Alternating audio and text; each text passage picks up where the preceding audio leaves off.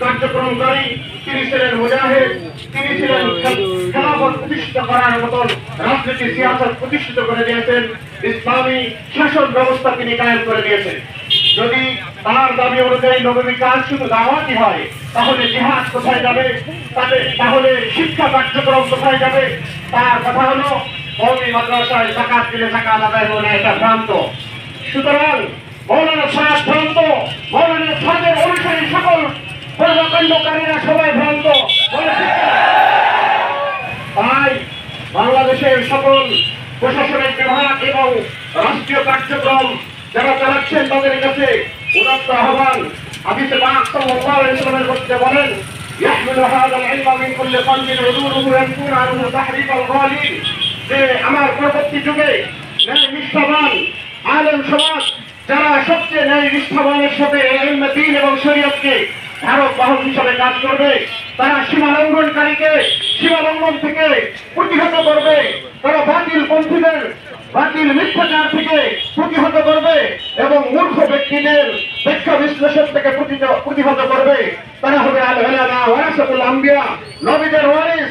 সুতরাং বাংলাদেশে যেরকম ডাক্তারের মেডিকেল সার্টিফিকেট ছাড়া কোন রোগীকে অপারেশন করা যায় না, যেরকম কোন ইঞ্জিনিয়ার তারা মুসলমানের কার্যক্রমের মধ্যে পড়ে না। সুতরাং আমাদের পুরা দাবি যে তাদের হাতের মধ্যে রক্ত আছে, তাদের জবানের মধ্যে উলামা বিদ্বেষিকতা আছে, সুতরাং তাদের জবানের দ্বারা নববী পবিত্র কাজ আমরা মেনে নিতে চাই না। সুতরাং বাংলাদেশে শুধু একটাই ইজতেমা হবে উলামা ইকরামের শুরার মাধ্যমে। আমরা এটা চাই, আমাদের সমস্ত মানুষের উম্মার পক্ষ থেকে চাই, ঠিক কিনা? ওমা আলাইনা ইল্লাল বালাগ। নারায়ে তাকবীর, নারায়ে তাকবীর। সম্মানিত উপস্থিতি, এই পর্যায়ে আমাদের সামনে সংক্ষিপ্ত আকারে বক্তব্য নিয়ে আসছেন হযরত মাওলানা মোহাম্মদ রফিকুল ইসলাম।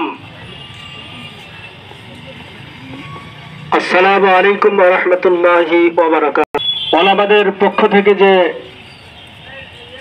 ডাক দেওয়া হয়েছে, আজকে দুঃখের বিষয়, ভূমিকা করার সময় নেই, তবে একটা জিনিস আমি জানতে চাই।